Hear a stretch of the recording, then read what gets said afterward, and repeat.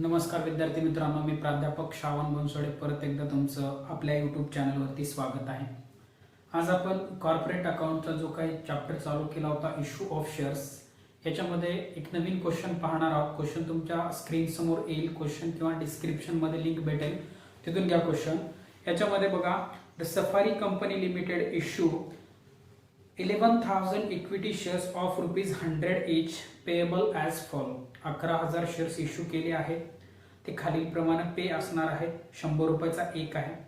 Application सोबत ₹20 on allotment, ₹30 on first call 25 and final call 25 each. Then the company received application for ₹10,000 shares. कंपनीला application ₹10,000 भेटले under subscription. जेवढे issue केले होते त्यापेक्षा कमी भेटणं म्हणजे अंडर सबस्क्रिप्शन, आणि जेवढे इश्यू केले होते 100 इश्यू केले असतील, 110 ऍप्लिकेशन भेटले तर ते ओव्हर सबस्क्रिप्शन. या ठिकाणी कमी भेटले म्हणून अंडर सबस्क्रिप्शन आहे. All the application were accepted and director made both the calls. डायरेक्टर्सनं दोन्ही कॉल केली. One shareholder holding 100 shares fail to pay final call. एक शेअर होल्डर होता, त्याने 100 शेअर्स त्याच्याकडे होते, त्यानं फायनल कॉल काय केला, पे केला नाही, फेल ठरला, असमर्थ ठरला फायनल कॉल पे करण्यासाठी.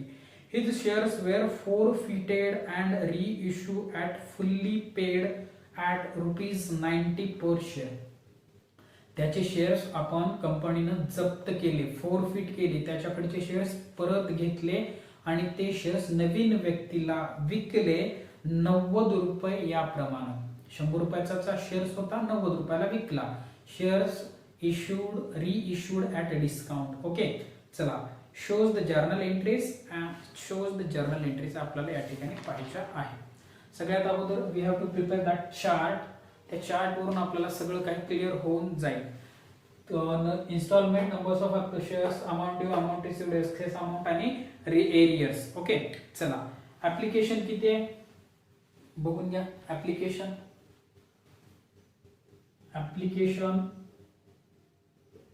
ऍप्लिकेशन सोबत किती रुपये आहेत बघा. क्वेश्चन मध्ये ₹20 सांगितले आहेत.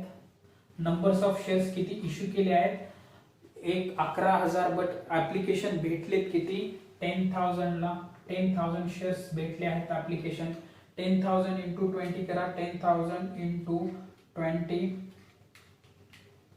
2 लाख. 2 लाख अमाऊंट ड्यू असेल, अमाऊंट रिसिव्ड सुद्धा 2 लाख असेल. एक्सेस एरियर्स काहीच नाही. त्याच्यानंतर पुढे अलॉटमेंट आहे. अलॉटमेंट करत असताना किती रुपयाची करा म्हटले त्यांनी, ₹30. 10,000 शेअर्स ड्यू किती असेल, 10,000 गुणाकारामध्ये 30, 3 लाख. इथं सुद्धा 3 लाख. एरियस नाही, एक्सेस नाही. त्याच्यानंतर फर्स्ट कॉल किती रुपयाचा आहे, 25 each. शेअर्स किती आहेत, 10,000. 10,000 गुणाकारामध्ये 10,000, 25, 2 लाख अँड 50,000, 2,50,000. रिसिव्ड किती झाले, पहिला कॉल भेटला, सगळ्यांनी दिले 2,50,000. रिसिव्ड सगळं झालं. आता फायनल कॉलच्या वेळेस एक शेअर होल्डर होता, त्याच्याकडे किती शेअर्स होते, शेअर्स त्याच्याकडे होते 100 शेअर्स होते, त्याने त्याची अमाऊंट पे केली नाही. ओके, मग फायनल कॉल करूया. फायनल कॉल, ठीक आहे. फायनल कॉल कितीचा आहे, 25चाच आहे. 10,000च आहेत शेअर्स. 2,50,000 भेटतील. ड्यू अमाऊंट किती आहे, 2,50,000. पण एक शेअर होल्डर आहे, त्याच्याकडे 100 शेअर्स होते. एक शेअर जर ₹25 असेल तर 2,500 आपल्याला भेटलेले नाही. एरियर्स आहे 2,500. ठीक आहे. मग 2,50,000 मधून 2,500 सिंपली मायनस करा. 2,47,500 अमाऊंट या ठिकाणी भेटली असेल. 2,47,500 हा असेल फक्त आपला चार्ट, बेसिक चार्ट. याच्यावरून आता 4 फीचरची एंट्री आहेत, ते कशी करायच्या, 4 फीचरच्या ते सुद्धा पाहिजे आपल्याला. फोरफिचर म्हणजे काय तुम्हाला सांगितलं, सिम्पली भाग जप्त करणं. त्यानं हे 2500 दिला नाही, एक दोन वेळेस रिमाइंड करून दिला असेल, जर त्याने अमाऊंट दिलीच नसेल तर त्याचे 100 शेअर्स या ठिकाणी जप्त केले जातात, फॉरफिट केले जातात. कंपनी स्वतःकडे ते शेअर्स घेते आणि दुसऱ्या व्यक्तीला ते सेल करत असते. ओके, तर याच्या जर्नल एंट्रीज आपल्याला पाहायच्या आहेत, त्या जर्नल एंट्रीज पाहूया. चला तर जर्नल एंट्री सॉल्व्ह करूया. पहिली जी आपल्या कॉमन आहेत रेग्युलरच्या, पहिली ऍप्लिकेशन मनी भेटलेली, bank account debit to bank account debit to share application account, B amount received on ऍप्लिकेशनचे पैसे भेटले आपल्याला. किती भेटले ऍप्लिकेशन वरती? 2 लाख रुपये. ठीक आहे, 2 लाख. देन दुसरी, हे ऍप्लिकेशनची मनी आपण शेअर कॅपिटलला ट्रान्सफर केलेली. ठीक आहे, share application account debit to share capital account, B amount transfer to share capital. किती ट्रान्सफर केले? सगळेच्या सगळे 2 लाख. ठीक आहे, 2 लाख रुपये आपण ट्रान्सफर केले शेअर कॅपिटलला. त्याच्यानंतर पुढे काय आहे एंट्री? अलॉटमेंटची. Allotment money due, share allotment account debit to share capital account. काय म्हणता येईल? Be amount due on allotment. अलॉटमेंटची अमाउंट ड्यू आहे. किती ड्यू आहे बेटा? अलॉटमेंटची अमाउंट, अलॉटमेंट ड्यू आहे ₹3 लाख. 3 लाख ड्यू आहे, 3 लाख ड्यू. तर रिसिव्ह किती झाले पाहूया. रिसिव्ह सुद्धा 3 लाखच झालेत. मग बँकेमध्ये भेटले बँक अकाउंट डेबिट टू काय रे? Share allotment account. Bank account debit to share allotment. Be काय? अलॉटमेंट मनी रिसिव्ड. अलॉटमेंटची मनी या ठिकाणी भेटली. किती? ₹3 लाख. 3 लाख. चला, त्याच्यानंतर पुढं अलॉटमेंट झालं. First call, share first call account due असलेली share first call account debit. First call account debit to share capital account. B amount due आहे. किती ड्यू आहे? शेअर कॅपिटल आपल्या फर्स्ट कॉलची 2,50,000, 2,50,000. इथं सुद्धा 2,50,000. त्याच्यानंतर अमाऊंट रिसिव्हची एंट्री करूया. रिसिव्ह किती झालं? बँकेमध्ये सगळंच भेटलं. Bank account debit to for share first call. Be amount received on first call. किती भेटला अमाऊंट? 2,50,000 आणि 2,50,000. ओके, चला, त्याच्यानंतर पुढची एंट्री काय होईल? Final call amount due. ठीक आहे, एंट्री तेच, share final call account debit to share capital account. B amount due on final call. फायनल कॉल वरती अमाउंट ड्यू आहे. किती? फायनल कॉल सुद्धा किती रुपयाचा बघा बरं? 2,50,000चा. 2,50,000चा ड्यू आहे. 2,50,000. ओके, आता रिसिव्ह किती होते बघूया.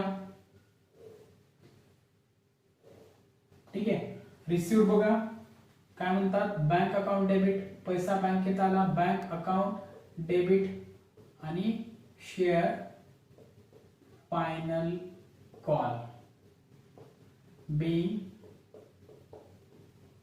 amount received. आता तुमच्या त्या चार्ट मध्ये बघा पाठीमागे जाऊन तिथं सांगितले अमाऊंट किती भेटले. एक शेअर होल्डर आहे, किती शेअर्स आहेत त्याच्याकडे, त्याच्याकडच्या शेअर्स पैकी त्यानं त्याची मनी दिलेली नाही. 2500 रुपये त्यानं बुडवले. 100 शेअर्स होते, 100 शेअर्स 25 रुपयाचा एक, याप्रमाणे 2500 त्याच्याकडून भेटलेले नाही. सो आपण जेवढे भेटले तेवढेच लिहूया. 2,47,500 रुपये भेटले. 2,47,500, 2,47,500. ओके, मग हे 2,500 जे एवढे काही शेअर्स होते ते फोरफिट केले म्हणजे परत घेतले कंपनीने, त्याचे शेअर जप्त केले आणि ते परत रिइश्यू केलेले आहेत. मग आता जप्त केले असतील तर त्याची फोरफिचरची अगोदर एंट्री करावी लागेल. फोरफिचर अगोदर त्याचे जे काही शेअर कॅपिटल आपण ट्रान्सफर केलं होतं फायनल कॉल मध्ये, पुढे गेलं ते शेअर कॅपिटल क्रेडिटला केलं होतं, क्रेडिट मध्ये टाकून दिलं होतं. बट ज्यावेळेस आपण शेअर फोरफिट केले त्याचं अकाउंट डेबिट करावं लागेल. ओके, जेवढ्याने आपण त्याचे शेअर्स घेतले आहेत तेवढ्याने. Okay, share capital account debit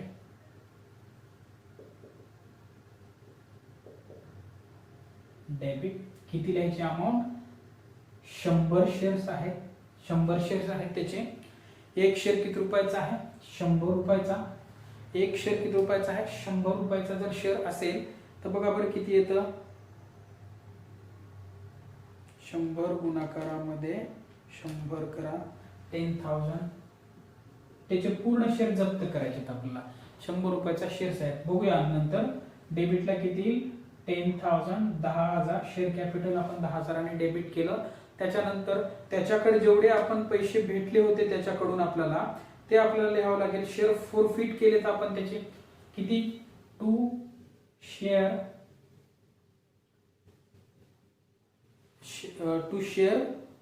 फोरफिचर account.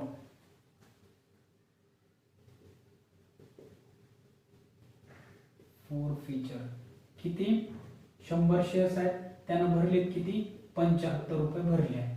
100 गुणिले 75, 7,500.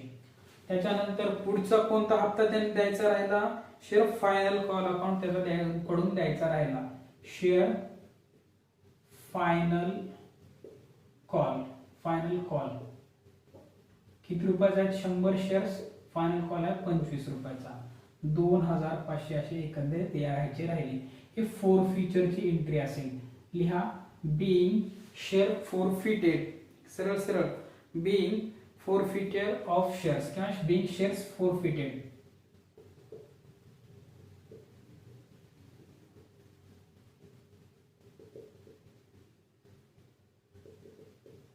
being share forfeited ही एंट्री लक्षात ठेवा. नंतर मी याच्यानंतर तुम्हाला समजावून सांगतो फोरफिचरची. याच्यानंतर पुढचं काय ट्रान्झॅक्शन, ते शेअर फोरफिट केलेले रिइश्यू केलेत आपण, रिइश्यू केले. ठीक आहे, मग रिइश्यूची आपण एंट्री करा. इथे लिहा कुठेतरी रिइश्यू, परत इश्यू केले आहे, रिइश्यू. मग बँक अकाउंट डेबिट, पहिलीच आपले पैसे भेटत असलेले रिइश्यूचे. बँक अकाउंट डेबिट किती रुपये रे, 90 रुपयाला आपण रिइश्यू करतोय. किती शेअर्स आहेत, 100 शेअर्स आहेत. 90 रुपयाचा एक, 100 गुणाकारात 90 करा, किती आलं, 9,000 रुपये. ठीक आहे, बँकेत आपल्या 9,000 आले. ठीक आहे, मग डिस्काउंट, आपला शेअर किती रुपयाचा होता, 100 रुपयाचा होता, 90 रुपयाला विकला. 10 रुपये जे आहे ते डिस्काउंट आहे. डिस्काउंट ऑन शेअर्स किंवा share discount account, shares discount account debit. 100 रुपयाचा शेअर्स होता, डिस्काउंट दिला 10 रुपये, किती राहिलं, 1,000 रुपये. ठीक आहे, शेअर बँक अकाउंट डेबिट 90 रुपयाला इश्यू करत आहोत. 100 रुपयाचा शेअर सुद्धा 90 रुपयाला इश्यू केला, 10 रुपये डिस्काउंट आहे. डिस्काउंट सुद्धा, डिस्काउंट नुकसान झालं, नुकसानीचं खातं डेबिट केलं आपण, debit all the expenses. Okay, discount on shares debit 10 rupees. त्याच्यानंतर हे शेअर कॅपिटलला ट्रान्सफर केलं टू शेअर कॅपिटल अकाउंट. किती दोघांची बेरीज 10,000 9,000 1,000 10,000 being reissue of forfeited shares, forfeit केलेले शेअर्स रिइश्यू या ठिकाणी केलेले आहेत. ठीक आहे. त्याच्यानंतर जे काही शेअर फोरफिचर केले आपण त्याचे कॅपिटल रिझर्व्हला अमाऊंट पाठवली. Share forfeiture transfer to capital reserve, share forfeiture transfer to capital reserve, capital रिझर्व्हला ट्रान्सफर केलेली एंट्री आपल्याला करायची. काय करणार, share forfeiture account debit to share capital account, share forfeiture account debit to capital reserve account, capital reserve account. आता याच्यामध्ये amount कोणती लिहायची तर लक्षात घ्या, तुमचे ओरिजिनली जे काही शेअर्स आहेत शेअर फोरफिट केले कितीचे 7,500 चे. ठीक आहे. शेअर ओरिजिनली आपण फोरफिट किती केले आहेत 7,500. या ठिकाणी बघा शेअर फोरफिचर 7,500 आपण फोरफिट केलेले आहेत. त्याच्यानंतर डिस्काउंट किती दिला शेअर्स वरती 1,000. या ठिकाणी आपण त्या फोरफिट केलेल्या शेअर वरती डिस्काउंट दिलाय. 7,500 मधून 1,000 लेस करा, कॅपिटल रिझर्व्हला तुम्ही ट्रान्सफर करणार 6,500. ठीक आहे. 6,500 ट्रान्सफर करा 6,500 6,500 being काय म्हणणार being transfer to capital reserve, transfer to capital reserve, capital रिझर्व्हला आपण या ठिकाणी ट्रान्सफर केलो. जी ओरिजिनली आपण शेअर फोरफिट केले होते 7,500 चे आणि जो काय डिस्काउंट दिला त्याच्यावरचा डिस्काउंट मायनस केला 6,500 आपण कॅपिटल रिझर्व्हला या ठिकाणी ट्रान्सफर केलेले आहे. ओके. चला याच्यानंतर बेसिकली आपण जे काही शेअर फोरफिचरचे एंट्री पाहून घेऊया का कोणकोणत्या अमाऊंट रेकॉर्ड करायच्या त्या.